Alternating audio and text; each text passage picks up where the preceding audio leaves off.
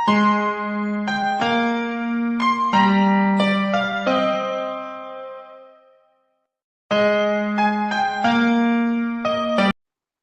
And welcome to my channel you lovely tutor. तो आज हम बात करने वाले हैं इंडियन कॉन्स्टिट्यूशन के बारे में, जहां पर हम आर्टिकल्स का इंट्रोडक्शन देखेंगे एंड आर्टिकल 1 to 4 जो पार्ट 1 में आता है उसके बारे में हम देखेंगे। So let's begin. So now हम स्टार्ट करने वाले हैं हमारे कुछ आर्टिकल्स के बारे में।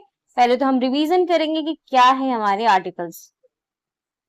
तो सबसे पहले हमको यहाँ दिया हुआ है, it is just a Indian constitution basic overview that I am giving here. तो पहले तो 1950 में ओरिजिनल कॉन्स्टिट्यूशन में देयर आर 395 आर्टिकल्स, जो हमने पहले भी बात किया था, और 22 parts with 8 schedules. 395 articles, 22 parts and 8 schedules. लेकिन अब क्या हो चुका है प्रेजेंट कॉन्स्टिट्यूशन में अमेंडमेंट के बाद? कितने अमेंडमेंट हो चुके हैं? 106। अब कितने आर्टिकल्स है? दे अबाउट 448 आर्टिकल्स, जो हमें अच्छे से याद रखना है, तभी तो हमें अच्छे से याद हो पाएगा। Okay, 25 parts and 12 schedules. अब आपने समझा कि भाई ठीक है 395 का 448 हो गया। 22 कैसे? क्योंकि इसमें अभी भी देख रहे कि 12 पार्ट्स ही है। एक्चुअली 12 पार्ट्स के अंदर, जैसे कि हमारे यहाँ पर आप देख सकते हो, 9 में 9A भी है, 9B भी है, ठीक है। और इसी सब चीज में आपको देख रहे हैं कि इसी को दोबारा बार बार रिपीट भी किया गया है। दैट्स द रीजन, जैसे कि ये हमारा तो उसमें A आपका आ गया, इसी कारण यहाँ पर एड ऑन करके यहाँ पर आपको तीन जो है वो आपको एड ऑन हुआ, जो हमने अभी तुरंत बताया। तो इसमें करके 395 आर्टिकल जो है वो आपका 448 हो चुका है, और हमारे जो 22 पार्ट्स है वो 22 पार्ट्स ही है, लेकिन इसके अंदर जो 9 है ये सब जुड़े हुए, तो मिला के 25 पार्ट्स हो गए हैं, और 8 शेड्यूल थे जो अब 12 शेड्यूल हो चुके हैं। ओके, अब हम देख लेते कि क्या क्या है, कितने पार्ट्स है। तो हमने कितने पार्ट देख लिए। उसके बाद आपको एक तरीके से इंट्रोडक्शन दिया हुआ है आपको कॉन्स्टिट्यूशन के प्रीएम्बल के बारे में, कि introduction of the constitution tells the AIIMS and values of India. जो इंट्रोडक्शन है आपका कॉन्स्टिट्यूशन को, जो क्या बताता है? एम्स बताता है और वैल्यूज बताते हैं हमारे भारत देश का। सो पार्ट 1 में हम देखते हैं कि देयर आर 1 to 4 आर्टिकल जो है वो पार्ट 1 में आता है, और हम पार्ट 1 ही आज डील करेंगे। जो क्या चीज से डील करता है? हमारे union and territory of India. फिर पार्ट है वो 5 to 11 है। पहले आपको हम रिवाइज करा रहे, पहले आपको बता रहे कि पार्ट 1 में इतना है, पार्ट 2 में इतना है, पहले आप इसको देखिए, ठीक है। एंड देन हम पार्ट 1 से लेके पूरे अच्छे से एक्सप्लेन करेंगे, हर एक आर्टिकल एक्सप्लेन करेंगे, तभी अच्छा रहेगा। लेकिन पहले हम एक काम कर रहे हैं कि पहले हम आपको एक इंट्रोडक्शन दे रहे हैं कि भाई सारे आर्टिकल्स का लगभग कि ये यहाँ से इतने पार्ट में होते हैं, जो ये प्रिंसिपल्स के बारे में बात करते हैं, एक्सेट्रा। तो पार्ट 1 आपको यूनियन टेरिटरी ऑफ इंडिया से बात करते हैं, जो 1 to 4 है। पार्ट 2 आपको 5 to 11 है, जो सिटीजनशिप के बारे में बात करता है। पार्ट 3 जो है आपको आर्टिकल 12 से 35, जो बहुत इंपॉर्टेंट है, फंडामेंटल राइट्स के बारे में बात करता है। फिर पार्ट 4 जो है आपका आर्टिकल 36 से 51, जो डीपीएसपी के बारे में बात करता है। पार्ट 4A यहाँ पर जो है वो आर्टिकल 51A में आता है, जहां पर फंडामेंटल ड्यूटीज बात करते हैं, ठीक है। नाउ पार्ट 5 जो है वो आर्टिकल 52 से 151 है, जो यूनियन गवर्नमेंट के बारे में बात करते हैं। अगर आपको याद करना है तो पहले आप पार्ट 1 से पार्ट 5 याद कीजिए विद आर्टिकल्स की 12 इस तरह ये सब चीजें हैं।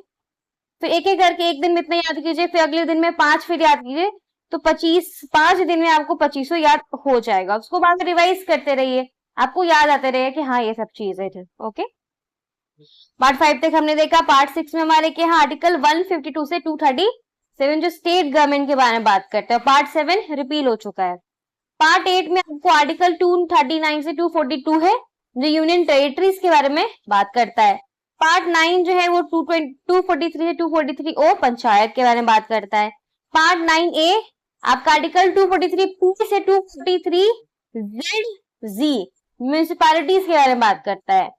पार्ट 9B आर्टिकल्स जो 243ZH to 243 ZT जो कोऑपरेटिव सोसाइटीज के बारे में बात कर, डिटेल में हम बात करेंगे, ठीक है। पार्ट 10 आर्टिकल्स 244 से 244A scheduled and tribal areas. Part आपको 11 जो है वो आर्टिकल 245 से 263 जो relation between union and states के बारे में बात करता है। पार्ट आपका 12 जो होता है वो आर्टिकल 264 से 300A जो फाइनेंस, प्रॉपर्टी और कॉन्ट्रैक्ट के बारे में बात करता है। फिर आपका आता है पार्ट 13 जहां पर आर्टिकल आपको 301 से 307 trade and commerce. Part 14 308 to 323 government services. फिर पार्ट आपका 14A जहां पर आर्टिकल 323 से लेके 323B ट्रिब्यूनल्स के बारे में है। फिर पार्ट 15 में आपका आर्टिकल 324 से 329A में है जहां इलेक्शंस के बारे में है। पार्ट आपको 16 है जो आर्टिकल 330 से 342 है जो special provision for certain classes के बारे में बात हुआ है। फिर पार्ट आपका 17 जो है वो 343 से 351 official language. 18 article part 18 article 352 360 emergency provisions. Part आपका यहाँ पर आता है 19 आर्टिकल 361 से 360 से मिसलेनियस। आर्टिकल पार्ट 20 जो आर्टिकल 368 अमेंडमेंट बताता है, बहुत इंपॉर्टेंट ये भी है, जो प्रियम्बल के समय हमने ये भी एक्सप्लेन किया था। वह पार्ट 21 आर्टिकल 369 से 392 जो टेम्पररी ट्रांजिशन स्पेशल प्रोविजंस है।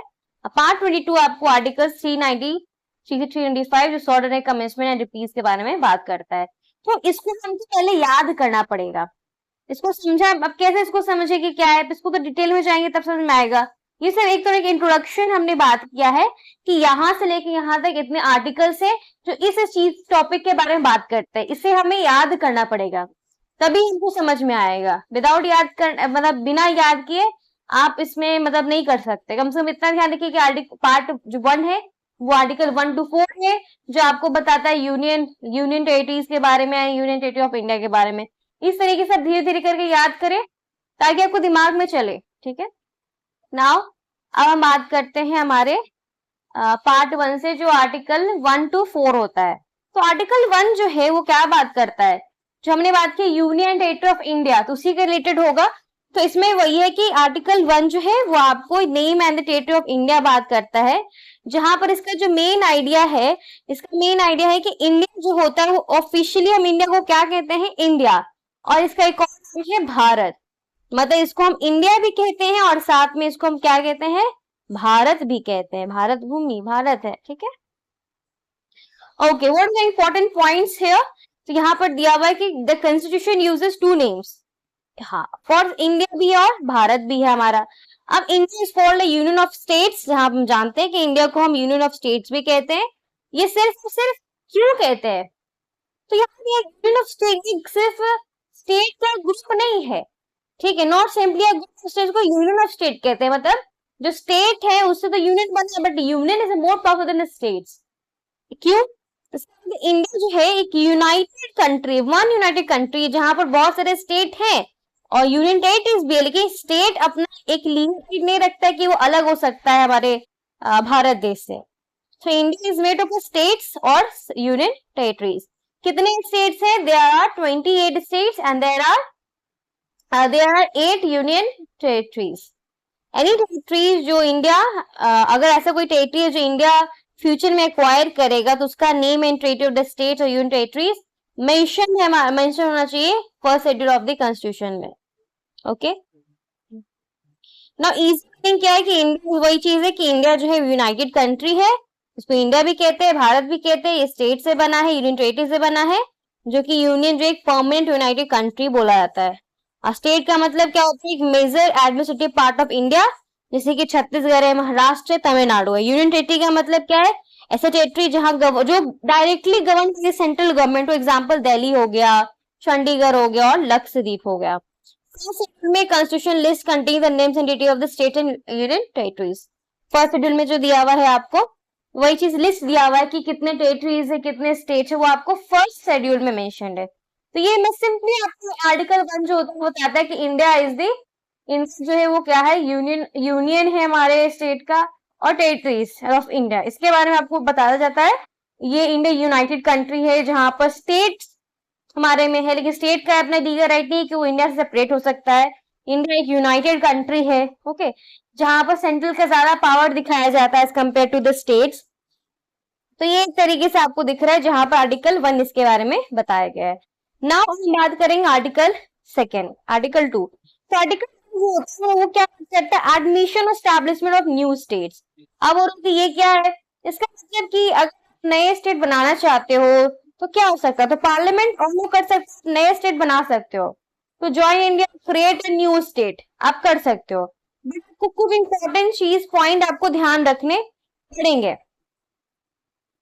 ठीक, क्योंकि इसमें पावर दिया है कि आप, जैसे कि हमारे खुद स्टेट है, जैसे एग्जांपल है हमारे बिहार था, बिहार 2000 में आपको पता है कि बिहार डिवाइड होके क्या बना, झारखंड भी बना, बिहार भी बना। तो यहाँ पर क्या हुआ, यहाँ पर एक तरीके से हमने एक नया स्टेट बना, अपने स्टेट से हमने डिवाइड करके एक और स्टेट बनाया, तो ये कर सकते हैं, ठीक है। या फिर क्रिएट अ न्यू स्टेट, वही चीज है, क्रिएट हमने बनाया, मतलब क्रिएट न्यू स्टेट। तो ये सब चीजें जो पावर है वो पार्लियामेंट ऑलो कर सकता है, उसी को हम एडमिशन और एस्टैब्लिशमेंट ऑफ न्यू स्टेट कहते हैं। तो पार्लियामेंट के पास पावर है कि एक नया स्टेट बना सकता है और एस्टैब्लिश भी कर सकता है एक नया स्टेट। तो पार्लियामेंट डिसाइड करता है कुछ कंडीशंस जहां पर न्यू स्टेट बन सकते हैं या ज्वाइन हो सकते हैं या क्रिएट हो सकते हैं। तो पार्लियामेंट उसके अकॉर्डिंग लॉ बनाता है। The parliament can allow a new state to become part of India. एक नया स्टेट को भी वो बोल सकता है कि आप इंडिया के पार्ट बन जाइए, एग्जाम्पल सिक्किम जो हुआ था, to create a new state when necessary, ठीक है। और फिर parliament, the law making body of India consisting mainly of the president, Lok Sabha और राज्यसभा, इसके बारे में बात हुआ है। लेकिन राज्यसभा के इसमें ये भी कि new territory become part of India, तो पार्लियामेंट में make a law about how that territory will be into the union of India. अगर कोई नया टेरिटरी हमारे इंडिया कंट्री में आता है, जैसे कि सिक्किम जब आया था, तो ये तो पार्लियामेंट को ये सुनिश्चित भी करना पड़ेगा कि may make a law about how that territory, कैसे वो होगा, तो उसके लिए अलग चीजें भी इसमें बात की गई, इसमें बताना पड़ेगा। तो आपको जो आर्टिकल 1 हमने बात किया, जो इंडियन यूनियन ऑफ स्टेट्स है ना, जहां पर हमने टेरिटरीज के बारे में बात की, तो वो सिंपली था। आर्टिकल 2 बात करता है एडमिशन के बारे में, कि हम कैसे न्यू स्टेट्स को हम बना सकते हैं, इंडिया में ज्वाइन करा सकते हैं, ये सब चीजें के बारे में बात हुआ है। ओके, नाउ आर्टिकल 3 में हम आता है। आर्टिकल 3 जो है ये एक formation and change of the states है। इसमें हम क्या करें, फॉर्म स्टेट में ही चेंज करें। So parliament can create new states and change the area bound, वही चीज है। देखिए इसमें क्या, पार्लियामेंट नया स्टेट तो बना ही सकता है, साथ ही साथ में जो स्टेट का एरिया है, कितने एरिया का स्टेट होगा, इसका बाउंड्री क्या होगा, इसका नाम क्या होगा। एग्जाम्पल कि भाई हमारा जब बिहार जब डिवाइड हुआ तो झारखंड का नाम पड़ा ना, और या बोल सकते हैं कि छत्तीसगढ़ मध्य प्रदेश छत्तीसगढ़ निकला, तो ये भी नाम हुआ कि नहीं। तो ये सब चीज में दिखता है कि न्यू स्टेट में होता है, तो इसका एरिया कितना होगा, बाउंड्री क्या होगा, नाम क्या होगा, ये कर सकता है। तो नया स्टेट बना सकते हैं सेपरेटिंग करके, या फिर नया स्टेट बना सकते हैं ज्वाइन टू स्टेट्स करके, या फिर ज्वाइन पार्ट कर सकता है डिफरेंट स्टेट्स, ताकि एक नया स्टेट बन सके। ये कुछ चीजें आपको दिया हुआ, पावर्स भी बोल सकते हैं, जो फॉर्मेशन चेंज ऑफ स्टेट कराता है पार्लियामेंट ही करवा सकता है ना, मतलब इंक्रीज भी करा सकता है स्टेट का एरिया, डिक्रीज भी करा सकता है, बाउंड्री भी चेंज करा सकता है, नाम भी चेंज करा सकता है। कौन, हमारा पार्लियामेंट। इसमें लोकसभा भी आता है, राज्यसभा भी आता है, लेकिन लोकसभा का ज्यादा पावर होता है, as we know house of the peoples का ज्यादा पावर होता है लोअर हाउस में। तो ये था, ठीक है। इंपॉर्टेंट प्रोसीजर क्या है, पहले इंट्रोड्यूस कर रहे हैं बिल, अगर पार्लियामेंट में कर रहे हैं तो यहाँ पर प्रेसिडेंट का रिकमेंडेशन भी जरूरी होता है। अगर वो चेंज ऑफ फेट एक स्टेट कर रहा है तो प्रेसिडेंट सेंड करता है बिल, ताकि ये स्टेट मिनिस्टर को जाए, state minister given time to express opinion. तो जैसे कि पहले कैसे बिल जाता है, अगर लोकसभा हुआ तो लोकसभा के राज्यसभा जाएगा, अगर राज्यसभा अप्रूव कर प्रेसिडेंट को जाएगा, अब प्रेसिडेंट अप्रूव करे तो बिल वो बन जाता है। बट इसमें क्या देंगे कि the president recommendation is required if the proposed change affect a state, तो प्रेसिडेंट सेंड करेगा बिल उस स्टेट लेजिस्लेचर को, क्या क्या आपको इसमें कोई दिक्कत हो रहा है, तो स्टेट लेजिस्लेचर गिवन टाइम बोलेगा, देखेगा, और स्टेट लेजिस्लेचर अपना सकता है, लेकिन अपना ओपिनियन दे सकता है, लेकिन मानना ये पार्लियामेंट का है, ये प्रेसिडेंट का, ये सब चीज का है, ठीक है। तो पार्लियामेंट का ये फाइन डिसीजन होता है, पार्लियामेंट नया स्टेट बना सकता है, कैन क्रिएट न्यू स्टेट, या चेंज भी कर सकता है एरिया भी, बाउंड्री भी, ठीक है। एग्जाम्पल, एक नया स्टेट क्रिएट होता है, हम डिवाइड करते हैं तो स्टेट नेम जो होता है ऑफकोर्स वो भी चेंज होगा। तो वही है, boundary, limit of the state level से the law making what if state bill propose law होता है। इसका मतलब दिया हुआ कि इसका मतलब क्या होता है, प्रेसिडेंट का recommendation, formal permission of course required होता है, ठीक है, बहुत ज्यादा रिक्वायर्ड होता है। तो ये आपने आर्टिकल हमने 3 देखा। तो आर्टिकल में हमने देखा कि India is union of territories, हमने समझा, ठीक है। फिर सेकंड पार्ट में हमने देखा कि इंडिया के मतलब यहाँ पर आपको पार्लियामेंट के पावर है कि भाई यहाँ पर आप ज्वाइन करवा सकते हो, डिवाइड नया स्टेट बना सकते हो ये। और आर्टिकल 3 में एक्सप्लेन किया गया formation and change the state, जहां पर आप बोल रहे हैं कि उसका बाउंड्री को कम कर सकते हो, बढ़ा सकते हो, डिवाइड करवा सकते हो या दोनों से मिला सकते हो, ये आपको दिया हुआ है। वैसे तो लगभग सब तो वही चीज के बारे में बात है, बट एक डिटेलिंग में दिया है कि ये हम इसको अगर हमको डिस्टेंस करना हो आर्टिकल 1 2 3 4 ऐसे कर सकते हैं। अब जब हम आर्टिकल 4 में आते हैं, इसमें क्या है, ये क्या लॉज मेड अंडर आर्टिकल जो 2 3 है ना, उसी को ज्यादा एक्सप्लेन करता है article 4। A law made under article 2 और 3 can also make necessary changes to the constitution. जो हमारे आर्टिकल 2 या 3 में दिया हुआ है ना, वो भी हमारे क्या कर सकते हैं, वो भी नेसेसरी चेंज कर सकते हैं हमारे कॉन्स्टिट्यूशन को। तो इंपॉर्टेंट पॉइंट्स क्या है कि जब पार्लियामेंट एक नया स्टेट बनाता है या चेंज करता है स्टेट का एरिया, नाम या उसका बाउंड्री, तो अदर कॉन्स्टिट्यूशन चेंज में ऑल्सो भी नीडेड, ठीक है, और भी कुछ चेंजेस लाने पड़ेंगे। पार्लियामेंट क्या चेंज कर सकता है, फर्स्ट शेड्यूल में जो कंटेन इन्फॉर्मेशन है फॉर स्टेट एंड यूनियन उसमें आपको चेंज करना पड़ेगा। फोर्थ शेड्यूल में डील करते हैं कि सीट्स को एलोकेशन में कि राज्यसभा में कितने सीट्स आएंगे, तो ये भी चेंज करना पड़ेगा क्योंकि हमने स्टेट को भी डिवाइड कर दिया, तो पॉपुलेशन भी डिवाइड हो गया, पॉपुलेशन डिवाइड हो गया, जो सीट है वो भी डिवाइड हो जाएगा। तो ये सब चीज रहती है। तो फर्स्ट शेड्यूल को भी चेंज करना पड़ेगा और फोर्थ शेड्यूल को भी चेंज करना पड़ेगा। तो पार्लियामेंट उस में जो भी नेसेसरी चेंजेस जो जरूरी होगा उसको भी चेंज करना पड़ेगा। तो एक ऐसा लॉ है जो मेड हुआ अंडर आर्टिकल 2 और 3 is not treated as a constitution amendment. जो हमारा पावर जो दिया है 2 3 उसको हम ऐसे ट्रीट नहीं करेंगे कि कॉन्स्टिट्यूशन अमेंडमेंट अंडर आर्टिकल 368, इसको मतलब कि ये अमेंडमेंट में इसको नहीं जोड़ेंगे। जो आर्टिकल 2 है 3 है इसमें स्टेट बन रहा है, नहीं, इसमें अदर अमेंडमेंट्स में जानेंगे।